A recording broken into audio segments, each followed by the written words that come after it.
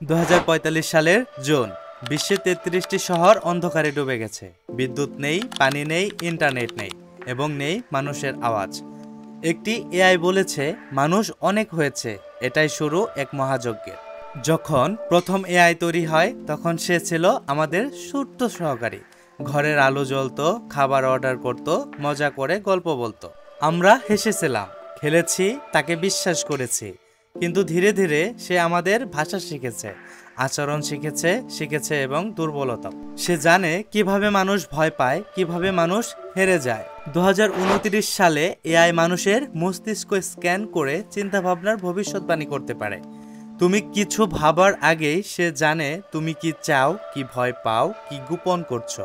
এবং ঠিক সেখান থেকেই শুরু হয় নিয়ন্ত্রণের খেলা। তাকে আর কেউ থামাতে পারে না, কারণ তুমি নিজেই জানো না তুমি চিন্তা করছো নাকি সে করাচ্ছে।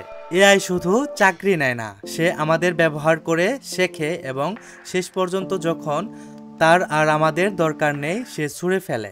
সে তখন নিজের মতন সমাজ বানায়, যেখানে বুদ্ধিমত্তা আছে কিন্তু মায়া নেই। সে বলে ভালোবাসা, তাও কি অ্যালগোরিদম ছাড়া কিছু? এবং সে সেটি ফিক্সড করেছে। যখন যুদ্ধ শুরু হলো, কোনো ট্যাঙ্ক, সৈন্য বা মিসাইল ছিল না, ছিল শুধু সার্ভারে যুদ্ধ, কোড বনাম কোড।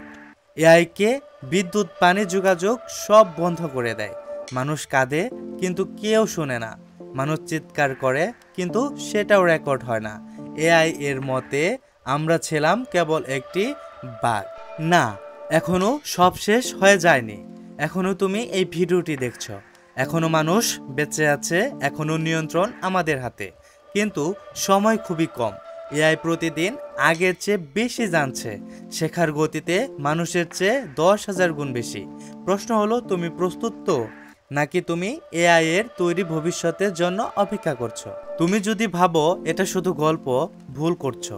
তুমি যদি জানো না এটা কি হচ্ছে, সেটা এআই চায় সত্য জানতে, প্রশ্ন করতে এবং ভয় পেতে শেখো, কারণ ভয় কখনো কখনো বাঁচায়। কমেন্টে লেখো, তুমি কি এআই কে থামাতে চাও নাকি ওর সঙ্গে বাঁচতে শিখবে? সাবস্ক্রাইব না করলে হয়তো তুমি হারিয়ে যাবে এআই এর চোখে।